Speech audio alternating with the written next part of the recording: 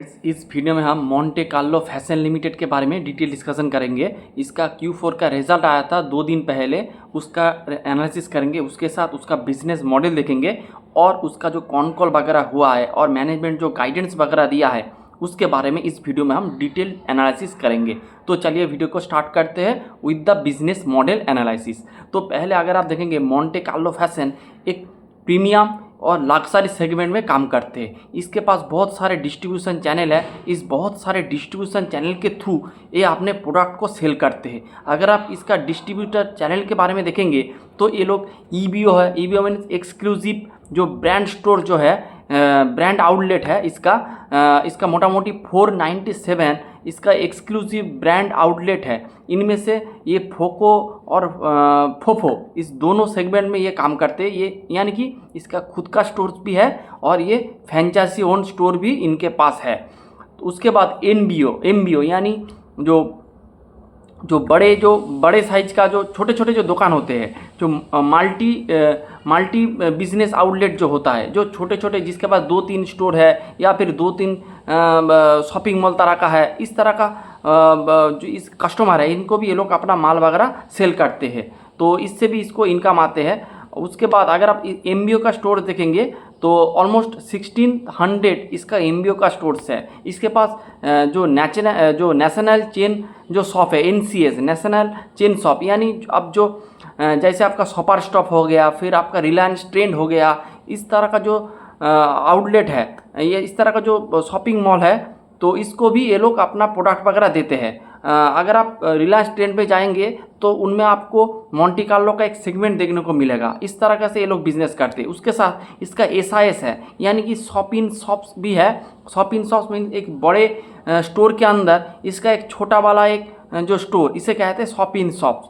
तो इसमें भी इसका प्रेजेंस है। ऑलमोस्ट 15,000 इसका उस नेशनल चेन शॉप और शॉप इन शॉप भी है। उसके बाद ये लोग डिजिटल प्लेटफॉर्म के थ्रू अपना माल वगैरह सेल करते हैं। डिजिटल प्लेटफॉर्म मतलब इसका खुद का वेबसाइट है, ऐप्स है, इसके थ्रू भी सेल करते हैं। उसके साथ आपका और जो E-कॉमर्स जो साइट है जैसे फ्लिपकार्ट, अमेजोन, मिंत्रा, इसमें भी ये लोग सेल करते हैं। और ये लोग नया ब्लिंकिट, जेप्टो में भी, स्विगी में भी ये लोग आ गया है। जो 30 मिनट्स के अंदर जो डिलीवरी देता है ब्लिंकिट, उसमें भी ये लोग इसका माल वगैरह ये लोग अभी सेल कर रहा है। तो अगर आप इसका डिस्ट्रीब्यूशन चैनल देखेंगे, बहुत सारे डिस्ट्रीब्यूशन चैनल इसके पास है, लेकिन ये अभी ट्राई कर रहा है जो इसका जो एक्सक्लूसिव ब्रांड जो आउटलेट है उस सेगमेंट में ये लोग ज़्यादा से ज़्यादा फोकस कर रहा है। और उस सेगमेंट में ये लोग ज़्यादा से ज़्यादा जो स्टोर ये लोग ओपन कर रहा है पैन इंडिया बेसिस। और ये जो मोंटे कार्लो फैशन लिमिटेड है ये एक पैन इंडिया बेस इसका बिजनेस है। ओवरऑल पूरे इंडिया में इसका बिजनेस फैला हुआ है। और अगर आप इसका मार्केट कैप देखेंगे तो ये एक स्मॉल कैप कंपनी है। इसका मार्केट कैप है 1200 करोड़ के लगभग इसका मार्केट कैप है। तो यही मोटा मोटी इसका बिजनेस मॉडल। उसके बाद हम इसका Q4 FY26 का रिजल्ट एनालिसिस करेंगे।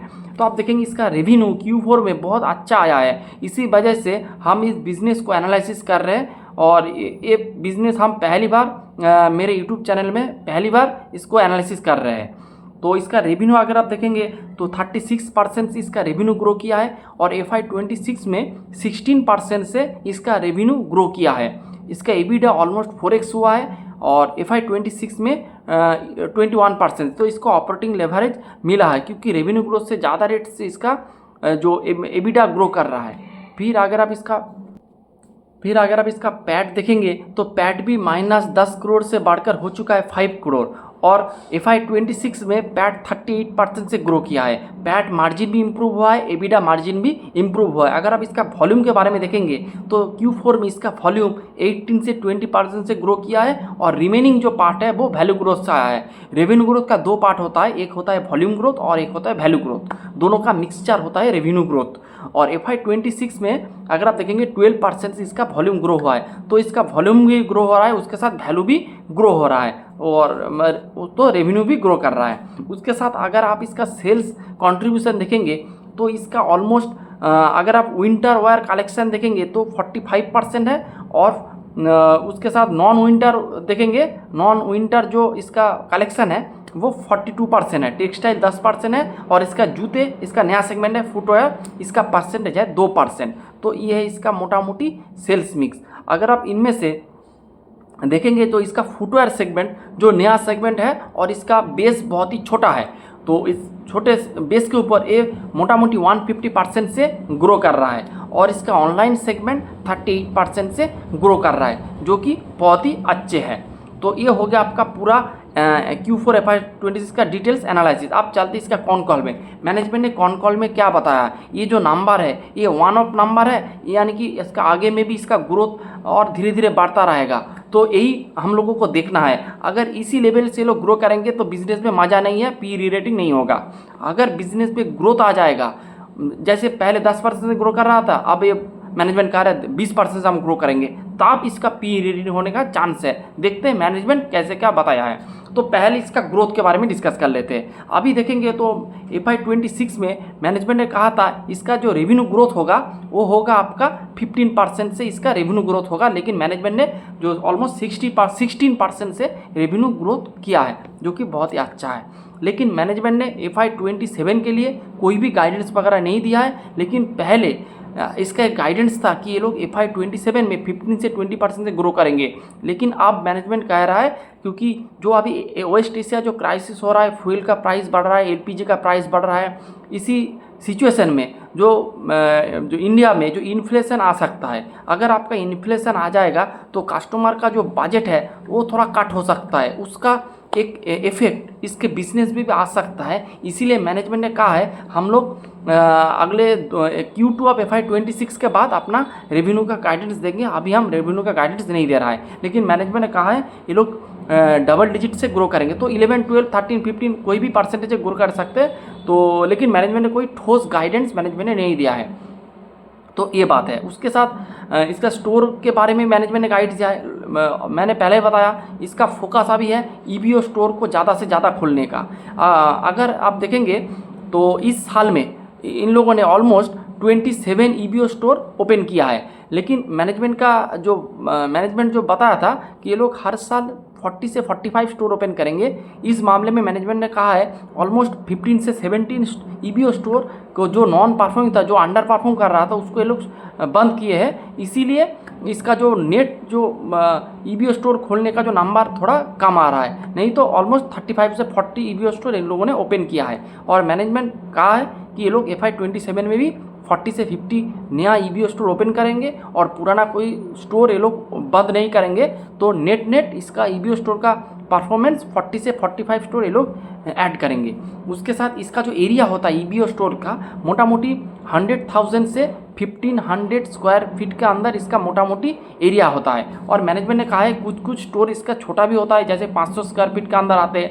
जैसे कोई मॉल में अगर आपको कोई स्पॉश एरिया मिल जाए तो उनमें वो लोग छोटे स्टोर के अंदर ही अपना स्टोर ओपन करते हैं, छोटे एरिया के अंदर ही स्टोर वगैरह ओपन करते हैं। और अगर आप देखेंगे इसका कुछ स्टोर्स है जिनमें इसका जो स्टोर का जो साइज़ होता है वो 2000 स्क्वायर किलोमीटर के ऊपर भी होता है। उनमें इसका सब तरह का प्रोडक्ट रहता है, जैसे आपका जूते भी रहता है, फिर आपका टेक्सटाइल जो आपका होम टेक्सटाइल है वो भी रहता है, जिसका कंट्रीब्यूशन है 10%, विंटर कलेक्शन, कॉटन कलेक्शन सब कुछ रहता है।